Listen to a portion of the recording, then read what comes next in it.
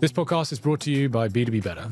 Most B2B podcasts rack up downloads, but they never move the needle on pipeline. At B2B Better, we build own media systems that sales teams actually use to close deals. We've helped companies turn their podcasts into revenue engines, shortening sales cycles, improving outbound reply rates, and directly influencing millions in pipeline. So if you're tired of content that looks good on paper, but doesn't drive business results, visit b2b-better.com to see how we do it differently.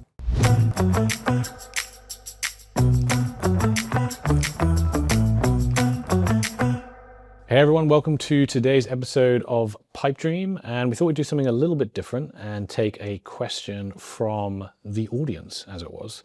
So as you know, we're doing 100 episodes of Pipe Dream in 100 days, and we get comments all the time on our social media, via our newsletter, asking us, questions about what it means to invest in an audience-led marketing strategy.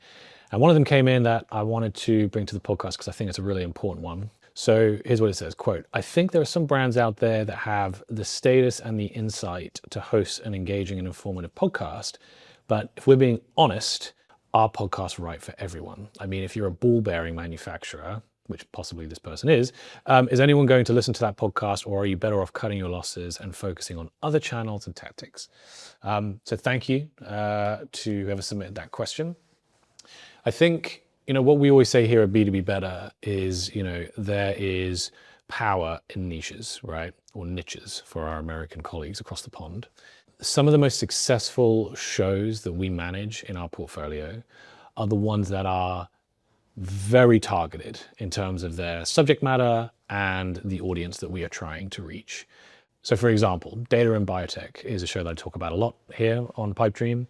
And I talk about it a lot because it is a great example of this. It is a show that explores the intersection of data science in the field of biotechnology. Now, that as a podcast is very focused, but it is limited in terms of how many people we can possibly reach who are going to be interested in it. Think about it, using kind of business fundamentals, TAM, SAM, and SOM, total addressable market, serviceable addressable market, etc. When you're approaching the launch of a podcast, you should be thinking, well, what is the total addressable market that I am going to be able to reach with this podcast? If I sell ball bearings, there is a finite number of brands and individuals that are in the market to buy ball bearings. And so that is your ceiling. With that number in mind, well, what is our serviceable addressable market? How many people are we realistically able to reach with the budget, the resources, and the time that we have that we can get this podcast in front of? That number may feel at face value small, right? Particularly when you look at it in the context of some of the biggest podcasts that we will listen to every single day. The Rest is Politics, Joe Rogan, 20VC. But when you think about it through a business lens, and if you were building a product for a market, your attitude would be actually, the more focused it is, the better equipped I am to go out there and make stronger decisions to utilize and leverage the budget that I do have in the most appropriate way.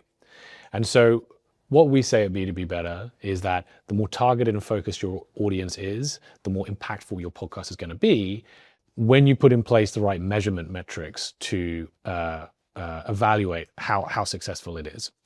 You're not going after reach, right? You are not trying to measure your podcast by 100,000, 1 million downloads. You are trying to optimize for resonance and ensure that even if you get only 100 listens, that those listens are from the people who are ultimately going to make a buying decision and go with your company. And so to answer the question, is this for everybody? Is this for the companies that sell, highly specialized products and services to very targeted markets? Our opinion here at B2B Better is that actually those are the companies more than anyone that should be thinking about how can a podcast drive commercial value for my business.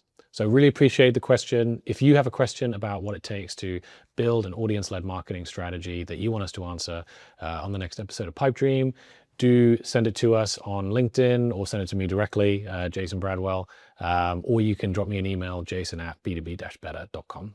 We'll see you on the next episode of Pipe Dream.